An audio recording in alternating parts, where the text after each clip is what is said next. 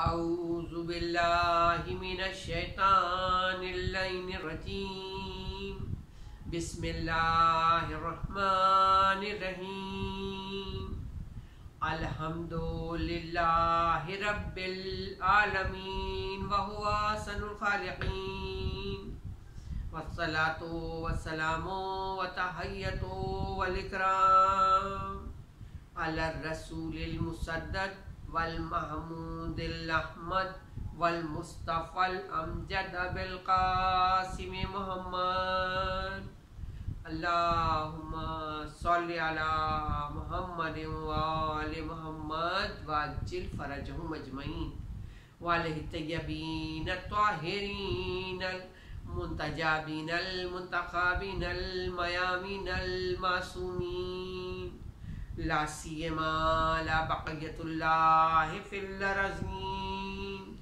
اللہم اجل فرجہ وکسر انصارہ واہلک اعداءہ ولعنۃ اللہ علی اعدائہم اجمعین من یومنا ھذا الی یوم الدین اللہم صلی علی محمد وآل محمد وعجل فرجهم اجمعین۔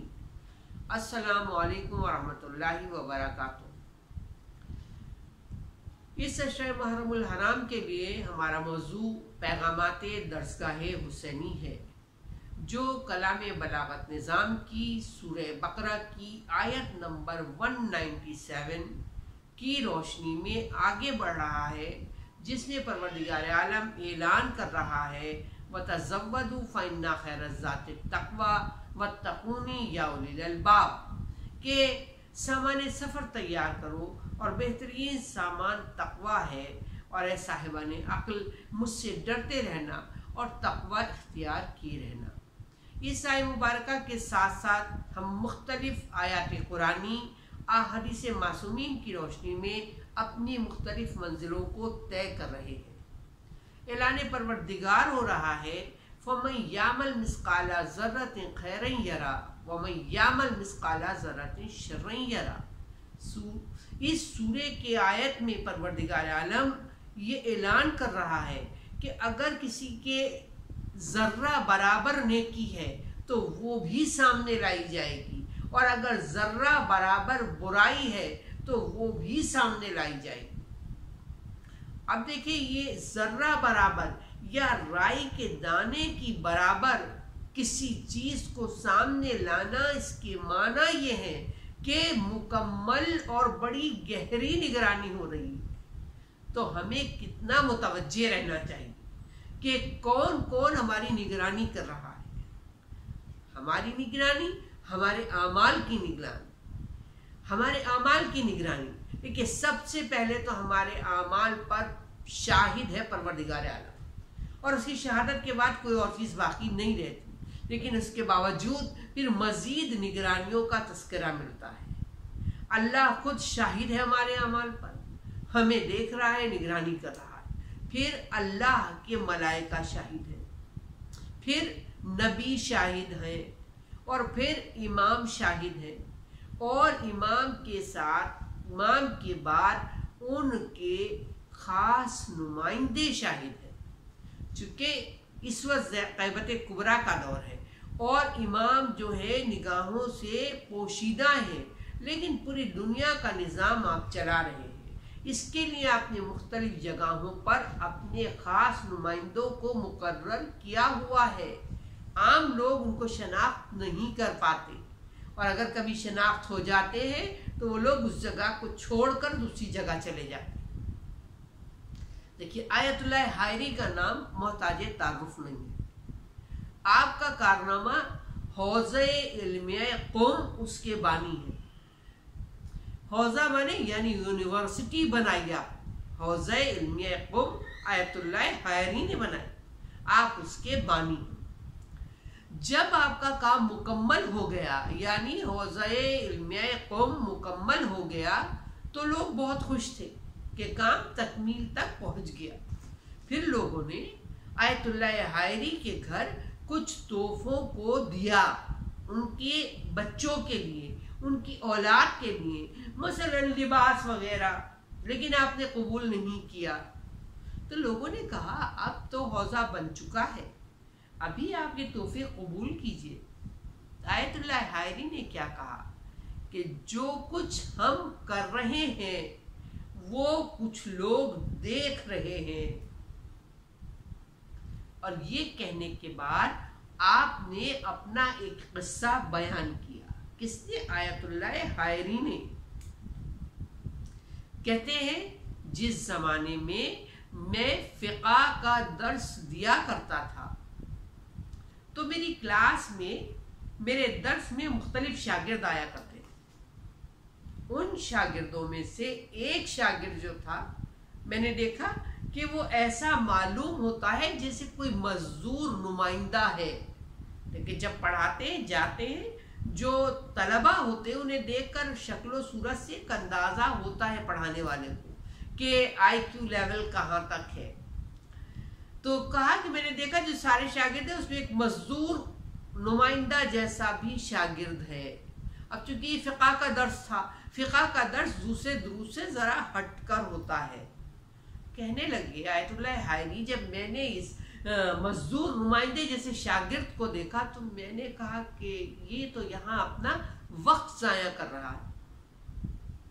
لیکن تھوڑے ہی عرصے میں جب کہ کلاس میں گفتگو شروع ہوئی تو مجھے اندازہ یہ ہوا کہ جسے میں مزدور نمائندہ سمجھ رہا تھا اور میں سمجھ رہا تھا کہ وہ وقت ضائع کر رہا ہے، وہ تو ایک بہت بڑا عالم ہے۔ اس کے سوال کا بس اس بنیاد پر کہ وہ اتنا صاحب علم ہے، آیت اللہ حائری کہہ رہے ہیں کہ میں اس کا معتقد ہو گیا، اور اب اس کے معتقد ہونے کے بعد کہتے میں نے یہ چاہا کہ وہ میرا مہمان بن جائے۔ کس بنیاد پر؟ علم کی بنیاد پر۔ چاہ رہے کہ ایک صاحب علم مجھے یہ عزت ملے، آیت اللہ حائری چاہ رہے مجھے یہ عزت ملے کہ وہ میرے گھر آئے، میرا مہمان بنے، میرے ساتھ کھانا کھائے۔ کہتے جب میں نے اسے مدعو کیا تو اس نے کہا ہم کسی جگہ آتے جاتے نہیں ہیں۔ پھر جب میرا اصرار بہت بڑھا تو اس نے کہا ٹھیک ہے ہم آئیں گے آپ کے ہاں، لیکن کنڈیشنل رکھا، کہا ایک شرط ہے۔ شرط کیا ہے؟ اس نے کہا شرط یہ ہے کہ جو کھانا آپ دوپہر میں کھاتے ہیں وہی کھانا آپ میرے سامنے رکھیں گے۔ آیت اللہ نے کہا بالکل مجھے شرط منظور ہے۔ وہ دن آ گیا جب کہ یہ شخص مہمان ہونے والا تھا آیت اللہ حائری کے ہاں۔ اب آیت اللہ حائری کے دوپہر کی خوراک میں، غذا میں کیا ہوتا تھا؟ روٹی کے ساتھ پیاز کھاتے تھے۔ اب جب مہمان کے آنے کا ہوا اور دسترخوان لگا تو اچھا محسوس نہیں کیا کہ ایک صاحب علم کو بلایا ہے، ایک مہمان آ رہا ہے تو روٹی کے ساتھ پیاز رکھ دوں۔ سوچا کیوں نہ میں کچھ کباب بازار سے خرید کر لے آؤں۔ تو کہتے آیت اللہ حائری کہ میرے پاس ایک امانت رکھی تھی اور مجھے اس بات کی اجازت تھی کہ میں اس امانت کو استعمال کر سکتا ہوں، لہٰذا میں نے اس امانت میں سے کچھ پیسے لیے، لے کے بازار گیا اور کچھ کباب خریدا اور لا کر دسترخوان پر رکھ دیے۔ پھر یہ ہمارے مہمان تشریف لے آئے۔ جب وہ آئے اور دسترخوان پر بیٹھے تو انہوں نے کباب دیکھے۔ جب کباب دیکھے تو آیت اللہ حائری کہتے ہیں کہ مجھ سے کہنے لگے کہ آپ نے وعدہ خلافی کی۔ میں نے کہا کیا؟ کہنے لگے آپ نے وعدہ کیا تھا کہ آپ وہی کھانا کھلائیں گے مجھے جو کہ آپ دوپہر میں کھاتے ہیں، تو آپ امانت کے پیسوں سے یہ کباب کیوں خرید کر لائے؟ آیت اللہ حائری جب تعجب ہو گئے کہ یہ کوئی ولی، خدا کا ولی ہے جس کو اتنے اندر تک کی بات پتا ہے کہ میرے پاس امانت کے پیسے تھے، اور امانت کے پیسوں سے میں نے یہ کباب کو خریدا ہے۔ آیت اللہ حاری کہتے ہیں بس اس کے بعد میں نے اس شخص کو دوبارہ نہیں دیکھا۔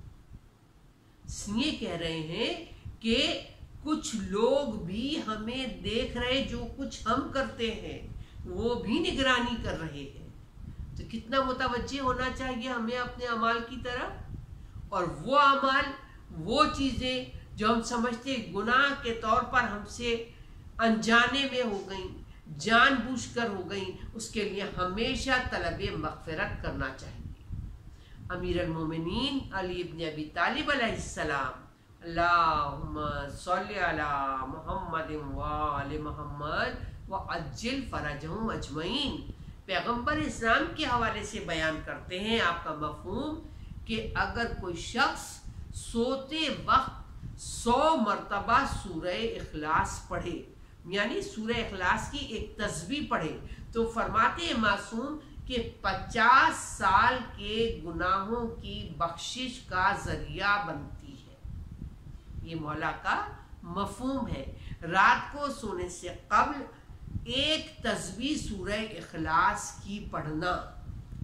امام رضا علیہ السلام، اللہم صلی علی محمد وآل محمد وعجل فرجہم اجمعین، آپ ارشاد فرماتے ہیں کہ اگر کوئی شخص اپنے گناہوں کا کفارہ دینے کی قدرت نہ رکھتا ہو، آپ کا مفہوم، اگر کوئی شخص اپنے گناہوں کا کفارہ دینے کی قدرت نہ رکھتا ہو تو وہ محمد و آل محمد پر کثرت سے درود بھیجے۔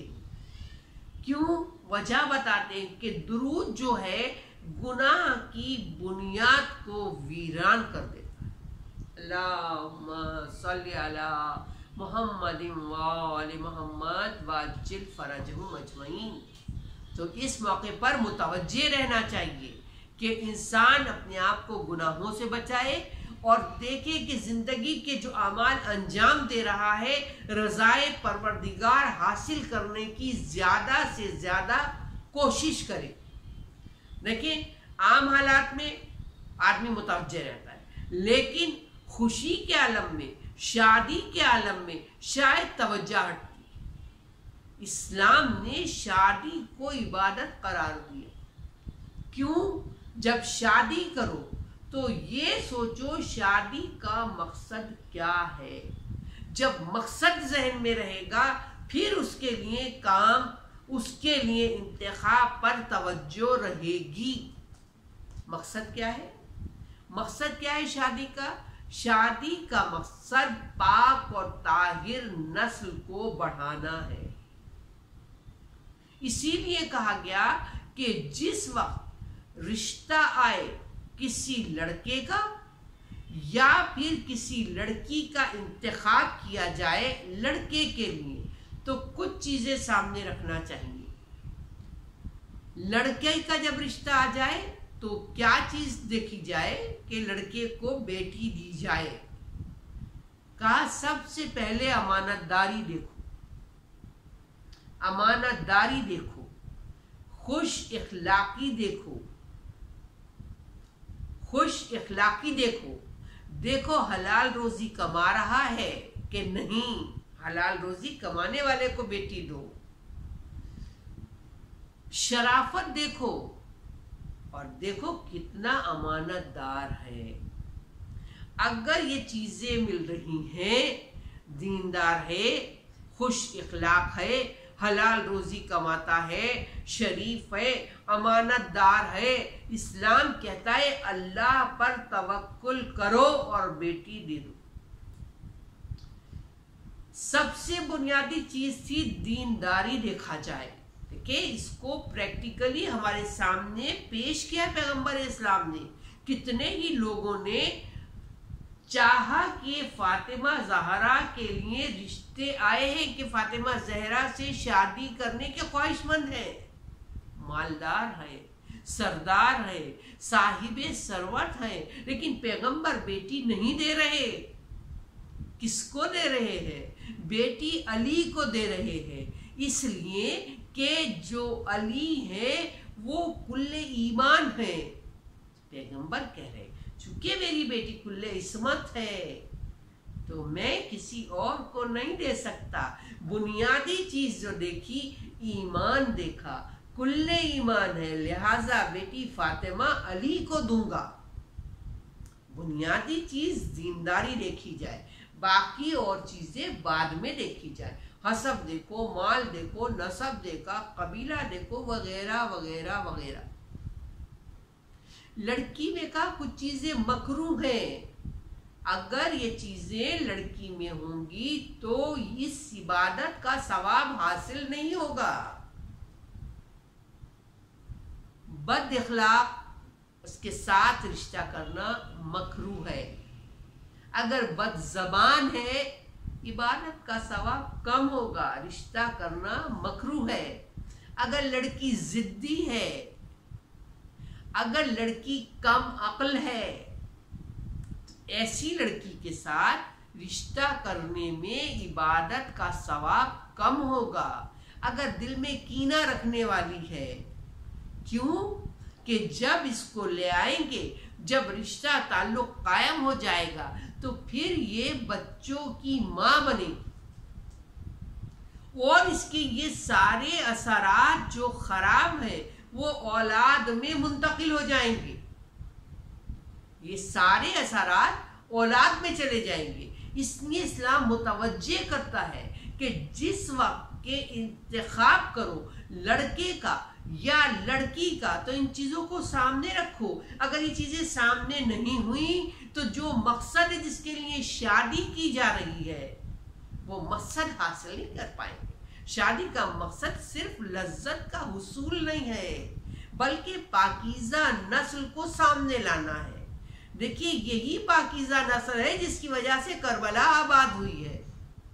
अगर माँ का इंतखाब गलत हो गया तो फिर वो सारे असरात जो उसमें नेगेटिव हैं ये बच्चों में आ जाएंगे, बच्चों में आ जाएंगे। इमाम मोहम्मद बाक़िर अलैहिस्सलाम, अल्लाहुम्मा सल्लि अला मुहम्मद व आले मुहम्मद व अज्जिल फरजहुम अजमईन, एक शख्स के किस्से को बयान किया, उन्होंने तस्करा किया। आपका मफहूम कि एक शख्स था जो बहुत अक्लमंद था और बहुत मालदार था, जिसको के पास 2 बीवियां थीं।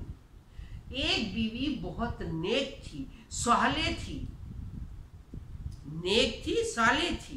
परवरदिगार आलम ने इसको इस बीवी से एक फर्जंद दिया था जो शक्ल और सूरत में बाप के जैसा था और फिर माँ के असरात उसमें। और एक जो दूसरी शादी की वो औरत साले नहीं थी, नेक नहीं थी। इससे अल्लाह ने इस मालदार शख्स को, इस अक्लमंद शख्स को 2 फर्जंद अता की। बच्चों की परवरिश होती रही। पहली बीवी का जो बेटा था उसमें अपनी माँ के असरात थे, दूसरी बीवी के जो फर्जंद थे उनमें अपनी माँ के असरात थे। परवरिश होती रही यहाँ तक कि इस आदमी के इंतकाल का वक्त करीब आया तो उसने वसीयत की, बेटों को कहा कि जितना मेरा माल है, जो मेरी जायदाद है, वो तुम में से एक के लिए है, तुम में से एक के लिए है। इंतकाल हो गया, गुजर गया। बाद में अब ये मसला पड़ा कि बेटे तो 3 हैं, अब उन 3 में वो एक कौन सा है, वो एक कौन सा है जिसको ये सारा माल दिया जाए। लिहाजा ये मसला फैसले के लिए उस वक्त के काजी के पास चला गया, काजी के पास आ गया मसला।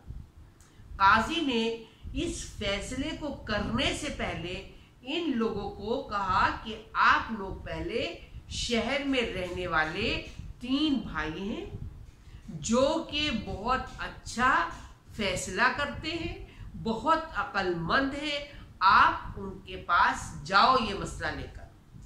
फिर उनके पास से जो जवाब हो उसके बाद फिर हम फैसला करेंगे। लिहाजा ये 3 भाई का मसला उन 3 भाई के तरफ गया। तो ये सबसे पहले जिस भाई के पास पहुंचे वो सबसे छोटा भाई था। जब उसको देखा तो वो एक बुढ़ा आदमी था। انہوں نے کہا ہمارا یہ مسئلہ ہے، قاضی کے پاس گئے تھے، قاضی نے تمہارے پاس بھیجا ہے۔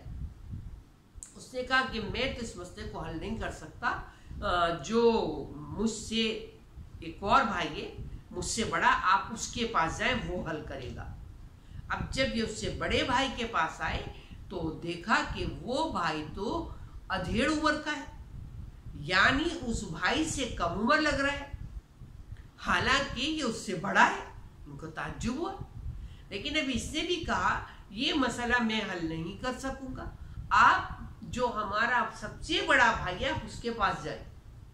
لہٰذا یہ لوگ اس کے پاس آ گئے، سب سے بڑے کے پاس۔ ابھی مسئلہ تو اپنا لائے تھے، لیکن اب یہ لوگ پریشان ہو گئے اس سب سے بڑے بھائی کو دیکھ کر، اس لیے کہ جب سب سے بڑے بھائی کے پاس آئے تو وہ تو تینوں میں سب سے زیادہ جوان لگ رہا تھا۔ حیران ہو گئے، کہا یہ بات بتائے کیا وجہ ہے کہ سب سے چھوٹا بھائی بوڑھا ہے، اس کے ادھیڑ عمر ہے، پھر آپ اتنے جوان ہیں؟ کہا جو سب سے چھوٹا بھائی ہے اس کی زوجہ، اس کی بیوی بہت اس کو پریشان کرتی ہے، ستاتی ہے، یعنی ایک خراب عورت ہے جس پر ہمارا بھائی صبر کرتا ہے، جس کی وجہ سے وہ بوڑھا لگتا ہے۔ جو دوسرا بھائی ہمارا ہے جو ادھیڑ عمر ہے، اس کی بیوی کبھی اسے خوش رکھتی ہے اور کبھی اسے پریشان کرتی ہے، اس وجہ سے ہمارا وہ بھائی ادھیڑ عمر ہے۔ اور جو میری بیوی ہے، میری بیوی مجھے ہمیشہ خوش رکھتی ہے، مجھے بالکل پریشان نہیں کرتی، اس وجہ سے میں جوان نظر آتا ہوں۔ اب انہوں نے اپنا مسئلہ بتایا کہ ہمارا مسئلہ یہ ہے کہ ہمارا باپ یہ جائیداد چھوڑ کے گیا ہے، اور اس نے کہا یہ کسی ایک کی ہے، تم میں سے ایک کی ہے، تم یہ جاننا چاہتے کس ایک کی ہے؟ قاضی نے ہمیں آپ کے پاس بھیجا ہے، اس کے بعد قاضی فیصلہ کرے گا۔ اس بھائی نے کہا کہ پہلے آپ لوگ جاؤ، اپنے بابا کی قبر کھودو، ان کی ہڈیوں کو جلاؤ، پھر میرے پاس آنا۔ تو جو نیک عورت کا فرزند تھا اس نے تلوار اٹھائی، جو خراب عورت کے فرزند تھے انہوں نے اپنے ہاتھ میں کدالیں اٹھائیں، اور یہ تینوں اپنے باپ کی قبر پر آ گئے، چونکہ تینوں کا باپ ایک ہی ہے، مائیں جدا ہے۔ جب وہ دو بھائی جن کے ہاتھ میں کدال تھی انہوں نے قبر کو کھودنے کے لیے کدال لگایا، تو جس کے ہاتھ میں تلوار تھی اس نے کہا میں بابا کی قبر آپ کو کھودنے نہیں دوں گا، بھلے آپ سارا مال آپ لے لو، میں اس میں سے کچھ نہیں چاہتا، سب آپ کے لیے دیتا ہوں، لیکن بابا کی قبر نہیں کھدے گی۔ مسئلہ آ گیا واپس اس شخص کے پاس، اس نے فیصلہ کیا کہ جو ایک فرزند ہے وہ یہی ہے جو شخص کا فرزند ہے، یہ وصیت اسی لڑکے کے لیے ہے، اسی بیٹے کے لیے ہے، آپ کے لیے نہیں ہے، یہ مال اسی کو جائے گا۔ آپ دیکھیں جو ماں اگر نیک ہے تو اولاد کتنے نیک اثرات کو قبول کرے گی۔ لہذا شادی کے لیے انتخاب میں بہت توجہ رہنی چاہیے، یہ ایک عبادت ہے، اس کا بہت عظیم مقصد ہے، اس مقصد کو پورا کرنے کے لیے شادی کی جائے، لہذا انتخاب میں بہت محتاط رہنا چاہیے۔ جناب امیر کو وصیت کی، کہا پیغمبر نے آپ کا مفہوم دیکھیں، آج کتنے لوگ ہیں جو شادی کے لیے پریشان ہیں، اچھے رشتے نہیں مل رہے، وہ رشتے نہیں مل رہے جہاں چاہتے رشتہ کرنا۔ پیغمبر نے بتایا، جناب امیر کو بتایا، کون سا عمل بتایا؟ پیغمبر کا مفہوم، سورہ یاسین کی تلاوت کیا کرو۔ سورہ یاسین کی تلاوت جو ہے کیا رزلٹ دے گی؟ جو کنوارا ہوگا اس کی شادی ہو جائے۔ کس نیت سے کی جائے؟ جس جگہ جیسا رشتہ آپ چاہتے ہیں کہ آپ کے گھر آئے وہ آپ اپنے ذہن میں رکھیں، اور ذہن میں رکھنے کے بعد سورہ یاسین کی تلاوت کریں۔ کتنی دفعہ کریں؟ یہ کوئی تعداد مقرر نہیں ہے، جب آپ چاہیں جتنی دفعہ چاہیں آپ کر سکتے ہیں، انشاءاللہ آپ کو وہی رشتہ ملے گا جس کی چاہت آپ رکھتے ہیں۔ سورہ یاسین اس کو پڑھنا، لیکن بہت سے لوگ کہیں گے ہم روز سورہ یاسین پڑھتے ہیں، ٹھیک ہے پڑھتے ہیں، لیکن جب خاص آپ کو شادی کے حوالے سے پڑھنا ہو تو یہ نیت رکھنا پڑے گی کہ آپ کس طرح کا رشتہ مثلا بیٹی کے لیے چاہ رہے ہیں یا کس طرح کا رشتہ بیٹے کے لیے چاہ رہے ہیں، اس کے بعد آپ کو یہ کامیابی ملے گی۔ آپ دیکھیں یہ کوئی معمولی بات نہیں ہے، مولا علی نے اس چیز کو پیش نظر رکھا ہے۔ جب شہزادی کے بعد آپ دوسری شادی کرنے کا ارادہ کر رہے تھے تو اپنے بھائی عقیل کے پاس گئے، کیا کہا؟ آپ زیادہ عرب کے قبیلوں کو لوگوں کو جانتے ہیں، میں چاہتا ہوں ایک جری بیٹا پیدا ہو۔ ابھی مولا علی سے جری، مولا علی کی شجاعت مثال کے طور پہ لوگ پیش کرتے ہیں، صاحب ذوالفقار ہیں، خیبر و خندق کے کارنامے ہیں مولا کے، لیکن جب جری بیٹا چاہیے تھا، جب بہادر بیٹا چاہیے تھا تو کہا مجھے بہادر بیٹا چاہیے، لہذا میں چاہتا ہوں کہ کسی بہادر خاندان کی لڑکی کا انتخاب کیجئے میرے لیے۔ تب جناب عقیل نے جناب ام البنین کو منتخب کیا۔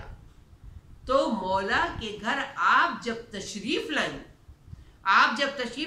دہلیز پہ بیٹھ گئیں، مولا کی دہلیز کو چوما، بچے آ گئے، حسنین آ گئے، زینب آئی، کلثوم آئی، اماں اندر تشریف لے آئے، کہا میں تمہاری کنیز بن کے آئی ہوں، اماں مت کہنا۔